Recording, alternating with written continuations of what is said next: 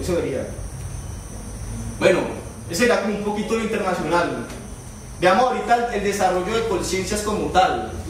O sea, no se explica el desarrollo de conciencias sin estos tres hechos. Hay tres hechos importantes que fueron entre el año 1940 y 1967. O sea, entre las presidencias de Alberto Lleras Camargo, que fue en 1962. No, Alberto Lleras Camargo termina en 1932 su presidencia, hasta la Junta Militar. O sea, en esa época de presidentes, pasando pues por Mariano Ospina, Laureano Gómez, pasan estos hechos que van a explicar por qué surgen conciencias.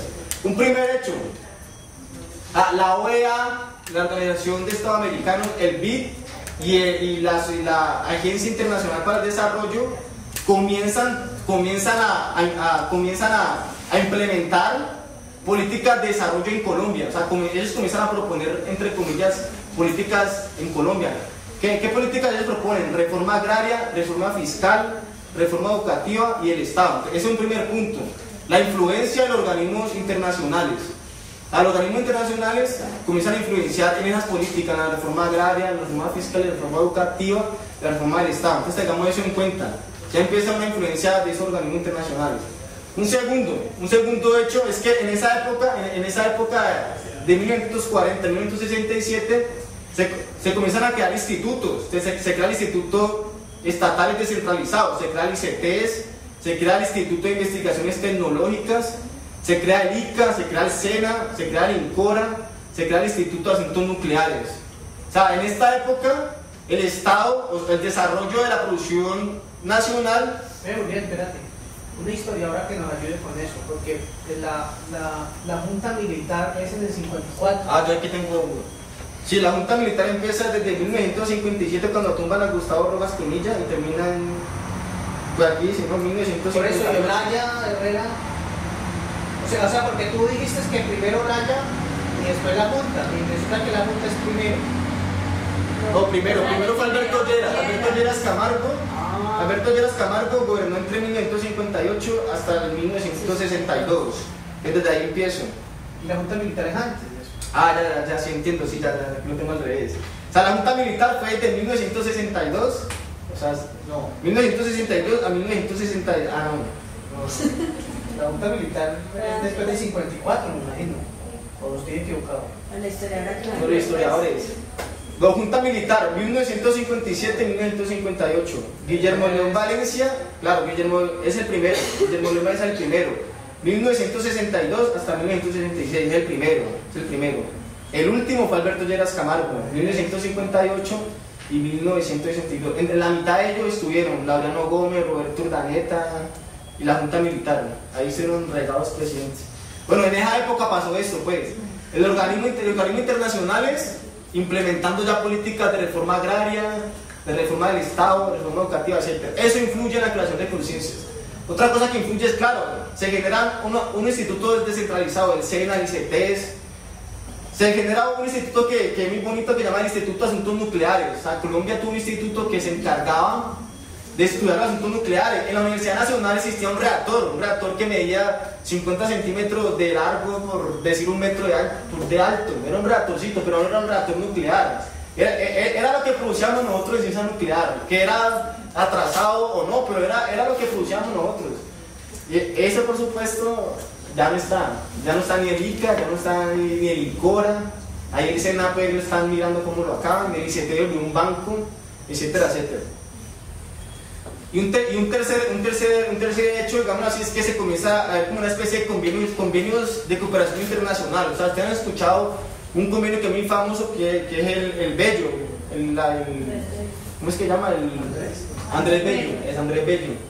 Desde esa época, bueno, a nivel latinoamericano, los gobiernos comienzan a hacer cooperación internacionales. Entonces, y uno de los puntos era ese, la ciencia y la tecnología como tanto. Esos tres hechos, digamos así, explican de él. Pero ya en 1968 se crea el primer Consejo Nacional de Ciencia y Tecnología.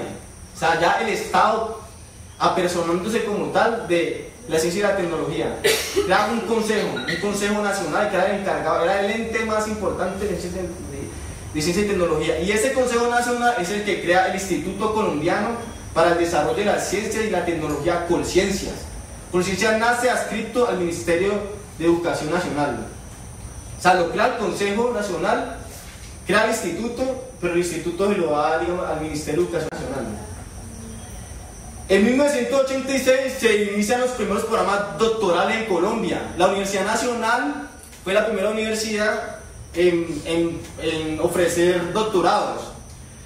Para esto la universidad hace un contrato con el BID, dos contratos con el BID, dos emprestitos con el BID. Se llaman BID 1 y BID 2. ¿Para qué? Pues para la universidad tener recursos suficientes para, digámoslo así, poder ofrecer cuatro fueron los primeros programas doctorales. 1986, casi nada. Me imagino que algunos nació en ese año aquí. 1986, ya, nada. La historia de los doctorados en Colombia es cortica. Y todos sabemos pues que el doctorado es la máxima instancia de conocimiento de que puede llegar un profesional, pues. Claro, entonces, eso fue hasta 1968, digámoslo así. Entre 1968, esa fue una época en donde el Estado y el Desarrollo Nacional trata, pues, da condiciones materiales para que creen esos institutos que veníamos hablando, y luego llegamos a 1968 hasta 1990. ¿Qué pasa con en esos años? En esos años Colciencias se tiene que desarrollar en medio de un debate. ¿En cuál debate?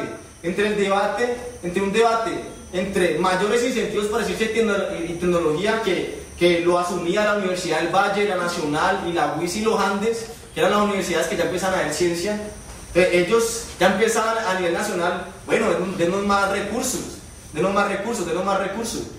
¿Contra qué modelo? Contra el modelo de transferencia. Contra el modelo de transferencia de que decía, no, que para qué vamos a investigar, si por qué no traemos algo, por qué no traemos ya hecho. ¿Qué vamos a ponernos a hacer la máquina nosotros si la máquina ya está hecha? Entonces, en el debate entre 1968 y 1990 empieza pues a moverse Colciencias dentro de ese debate como tal, ¿no? Las universidades, por un lado, pidiendo plata para la investigación, y, digámoslo así, la sociedad conservadora, digámoslo así, los industriales, algunos políticos, defendiendo el modelo de transferencia, ¿no? Que no vamos a poder investigar, traigamos todo eso afuera. Entonces, en ese debate se movió Colciencias entre esos años, entre el 68 y el 90. Entonces, hasta ahí como una segunda conclusión, un segundo resumen. O sea, Colciencias surge y se desarrolla en un modelo de producción capitalista atrasado y fuertemente influenciado por los intereses de Estados Unidos. Será como un resumen hasta ahí. Colciencias nace, se comienza a desarrollar, comienza a tener sus primeras influencias, pero en un sistema de producción atrasado y fuertemente influenciado por intereses ajenos, buenos o malos, no sabemos, pero intereses ajenos extranjeros que no tienen en cuenta, digamos así, el contexto nacional como tal, ¿no? Entonces Colciencias nace y se desarrolla en el contexto. Hasta en 1990, ya llegamos en 1990, se promulga la primera ley, o sea, la primera ley que se encarga de ciencia y tecnología, la ley 29 de 1990. Entonces, ¿esta ley qué trata? Claro, entonces esta ley, el Estado trata como de solucionar el problema de la ciencia y la tecnología a través de artículos. Y bueno, ¿cuál es el primer artículo? Bueno, el Estado ya obliga, el primer artículo de esta ley, ¿qué problema soluciona? Digámoslo así. El Estado obliga a incluir la ciencia y la tecnología en los planes de desarrollo. O sea, es obligación. En los planes de desarrollo que discute el Congreso, es obligación meterlo de contrabando, meterlo en un punto escondido, meter algo sobre ciencia. Pero es obligación, digámoslo así, meter asuntos de ciencia y tecnología en los planes de desarrollo que se discuten en el Congreso. Un segundo artículo, bueno, y aquí comienza pues la jerga neoliberal, digámoslo así. El Estado debe crear las condiciones favorables para generar conocimiento científico. O sea, el Estado no garantiza, sino que debe crear las condiciones para que la ciencia y la tecnología empiece a desarrollarla. El tercer artículo de esa ley habla pues de que el Ministerio de Hacienda y Crédito Público, o sea, el Ministerio incluye dentro de la ley de presupuesto, claro, el pago de las importaciones de los equipos y tecnología para las universidades públicas. Claro, de las universidades venían investigando desde el año 1980 y claro, había necesidad de importar equipos. Este artículo trata de solucionar el problema desde que el Ministerio de Hacienda y Crédito Público es el que debe pagar esas importaciones como tal. El artículo 4 es importante por esto, ¿verdad? El COMPES, ¿el COMPES qué es? El COMPES es el Consejo Nacional de Política Económica y Social. El COMPES se encarga de políticas estatales, hay políticas del gobierno, independiente, gobierno Uribe, gobierno Santos, gobierno X. El COMPES ya es una cosa como estatal, ya se encarga de políticas estatales, políticas a más largo plazo. Entonces es el COMPES en últimas el que define, y tengamos esto claro, el que define es que cuánta plata de esas instituciones descentralizadas, como veíamos ahorita el SENA, veíamos ahorita el ICETES, de esa plata van a ir destinadas a conciencia. O sea, no hay un presupuesto